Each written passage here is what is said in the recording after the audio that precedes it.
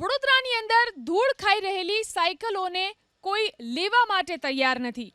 વડોદરાની અંદર જ્યારે સાયકલો ભંગારના ભાવે ખરીદવા પણ કોઈ તૈયાર નથી, ત્યારે પ્રશાસનની બેદરકારીને કારણે 10 વર્ષથી આ સાયકલો અહીં ધૂળ ખાય છે.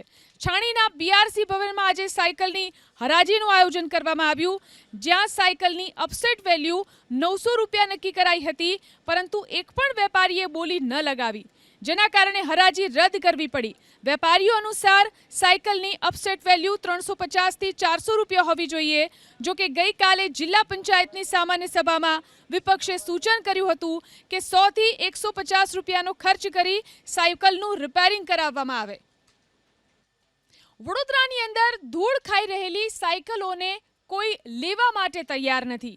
વડોદરાની અંદર જ્યારે સાયકલો ભંગારના ભાવે ખરીદવા પણ કોઈ તૈયાર નથી, ત્યારે પ્રશાસનની બેદરકારીને કારણે 10 વર્ષથી આ સાયકલો અહીં ધૂળ ખાય છે.